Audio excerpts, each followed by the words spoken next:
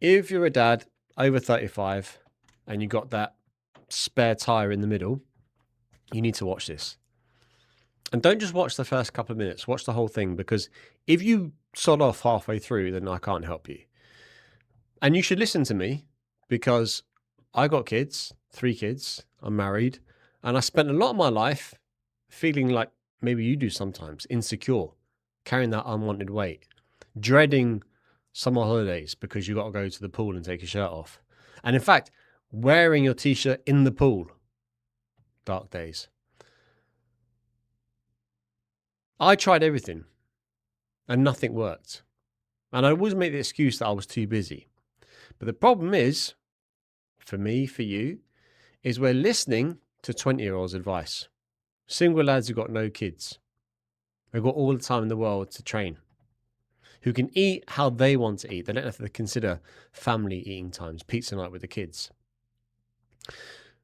This journey of permanent sustainable fat loss has to start in the right place.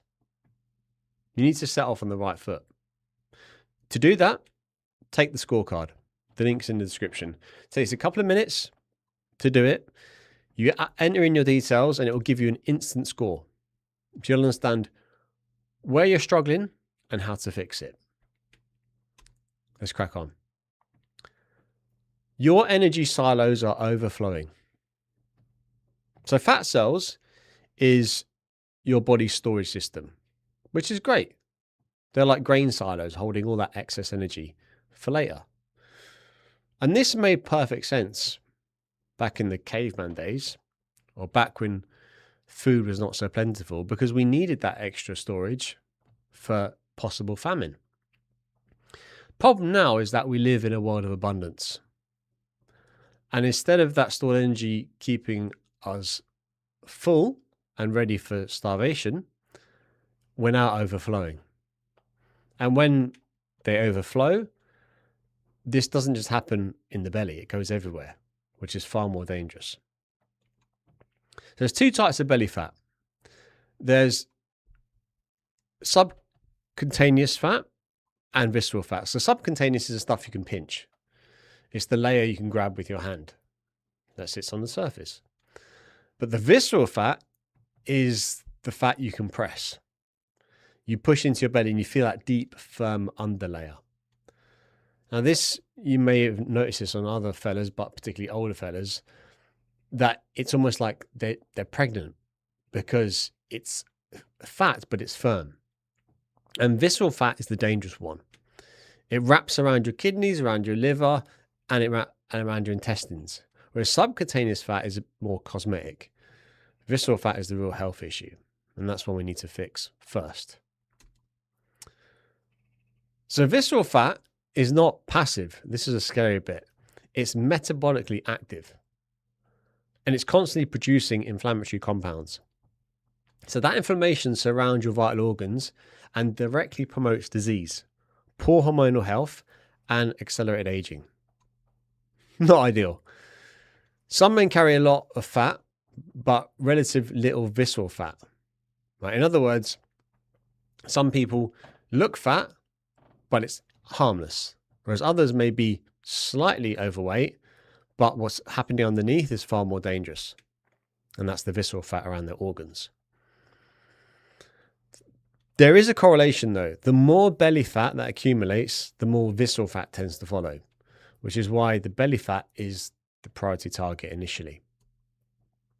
After 35, testosterone starts declining 1 to 2% each year. Right? And testosterone makes fat storage around the abdomen significantly worse. Low testosterone, that is. Chronic elevated cortisol, which is a stress hormone, comes from financial pressure, broken sleep, work stress, is relentless because it promotes visceral fat specifically. In other words, the more chronically stressed out you are, even if you don't notice it as stress, the more that fat will accumulate. And most diets and exercise is built for younger men, all of that advice. But they don't factor in recovery because it's free and it's not sexy to talk about. But the more you can recover, the fewer hormonal challenges you'll have. You see, dads like you, like me, before I saw the light, try programs that are designed for people who have a different biology. A lot younger men with consistent sleep and without the emotional responsibility of children. So the problem is not your discipline. The problem is you've been using the wrong approach and for the wrong body at the wrong stage of life. Sleep is a non-negotiable. I know. I've been awake since 3:30 this morning. That's what happens when you've got a 2-year-old, as you know, who's not feeling too well. But before nutrition, before training, before anything else, sleep is the first lever we need to fix. And most testosterone production happens during the nighttime while you're asleep. Poor sleep means lower testosterone. Lower testosterone means more belly fat. Research from University of Chicago shows that 1 week of 5 hours sleep reduces testosterone by 10 to 15% in otherwise healthy men. So aim for a minimum of 7 hours as a non-negotiable. And this is not a lifestyle preference. This is a physiological requirement for fat loss after 35. If you fix nothing else this week, fix your sleep first, and everything else will build upon that. Hydration.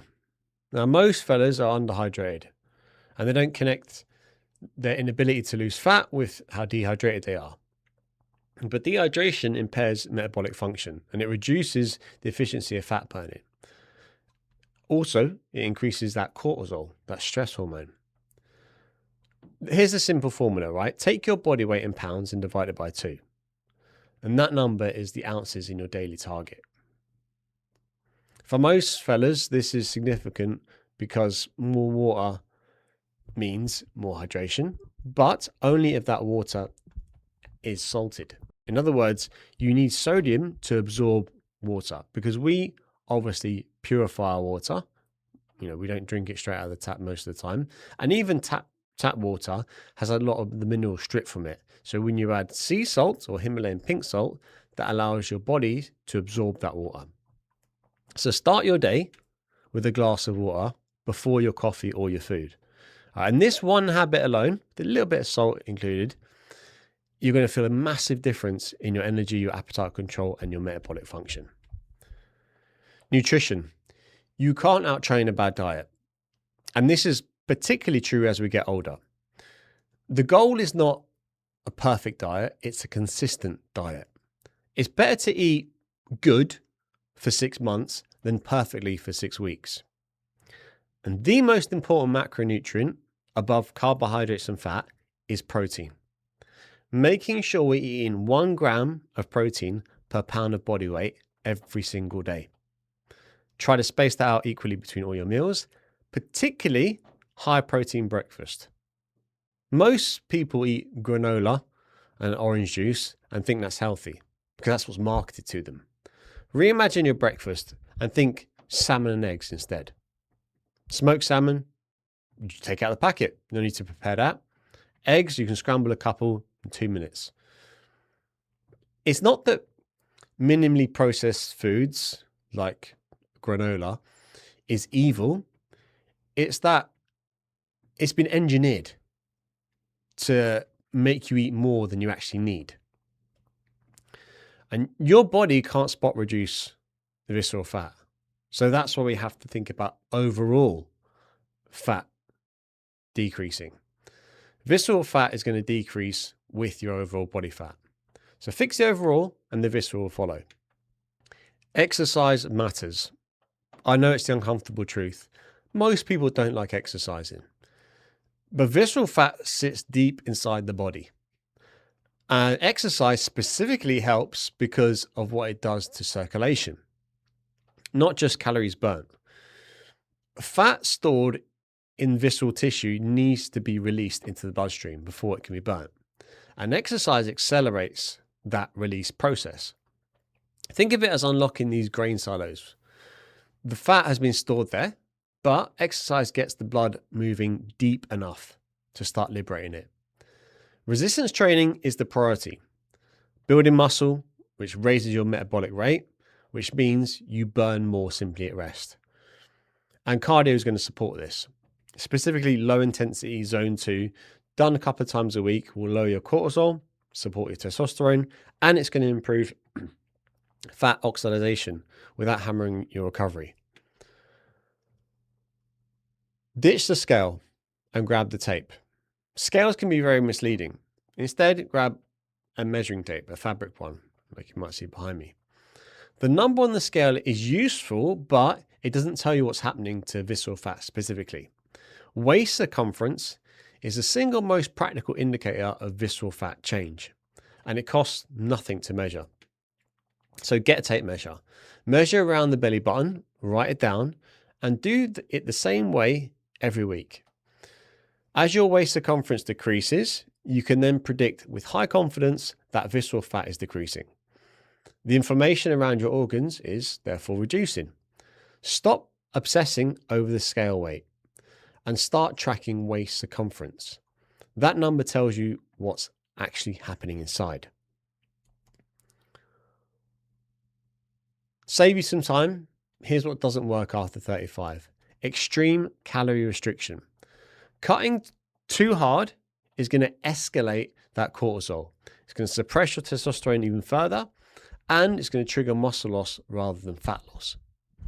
High intensity cardio 6 days a week. Avoid that. It's going to produce that cortisol spike, hormonal suppression, and make the problem way worse, leaving you feeling exhausted. Programs built for 20-year-olds. Different hormonal environment, different recovery capacity. They've got no kids. Different stress load, different results. Stop starting over every Monday. That restart cycle is so common with dads because we start on a Monday, all good. Thursday comes, maybe a cheeky takeaway. Friday happens, the wheels are off, and that cascades into the rest of the weekend. And I'll start again on Monday. But you spent half the week undoing all the hard work you did at the first half of the week. Stop trying to be perfect, because perfection is going to collapse at the first obstacle. But consistency will survive those obstacles. So build for consistency, not for perfection. Hormones. We don't talk about this enough as fellas. Like with women, you hear about HRT, and then which is hormone replacement therapy, especially at middle age. But with men, TRT, testosterone replacement therapy, is seen as for bodybuilders only. So we can fix our hormones with Mother Nature, lifestyle, instead of injecting ourselves in the arse. Losing belly fat after 35 is as much a hormonal challenge as a calorie challenge. Visceral fat converts testosterone into estrogen through a process called aromatization, meaning the more visceral fat you carry, the lower testosterone gets, which makes it harder to lose the fat, which lowers testosterone further. Breaking this cycle requires addressing the fat, the sleep, and the stress simultaneously, not sequentially. Cortisol and testosterone have an inverse relationship. Every intervention that lowers chronic cortisol, better sleep, zone 2 cardio, reduced processed food, consistent training, also supports testosterone. The goal is not just fat loss. The goal is restoring the hormonal conditions under which fat loss becomes natural rather than a daily battle. So the plan is simple. Sleep. 7 hours if you can, minimum. Non-negotiable starting point. Water. Body weight in pounds by 2 equals your daily ounce target. Start before every coffee every morning. Nutrition. High protein, minimally processed foods. Consistent, not perfect, consistent. Resistance training 3 to 4 times per week. Compound movements. Progressive overload. That's the primary fat loss tool. And finally, zone 2 cardio. 2 sessions per week at conversational pace, 45 minutes each. It's going to lower your cortisol, support your testosterone, burn fat without breaking down your recovery. And track your process, but do it the right way. So waist circumference weekly, same time, same method written down. Resting heart rate daily. So before you get out of bed, check your heart rate. And you may have a device to do this. Energy levels at 6:30 p.m. Are you showing up with your kids in the evening, and are you able to give them attention? Read the bedtime stories. Notice this. How was my evening this evening? How did I perform for my kids? Notice how your clothes fit. Before photos are uncomfortable to do, right? But they're the honest data point that you have looking back. Do not rely on motivation to track progress. Motivation is going to fluctuate, but data doesn't. The data tells you whether the system is working, so you can adjust rather than quit. This is where you start tonight. Today. Fat loss scorecard. It's in the description. It takes less than 5 minutes and it's going to give you an honest answer right now where you stand.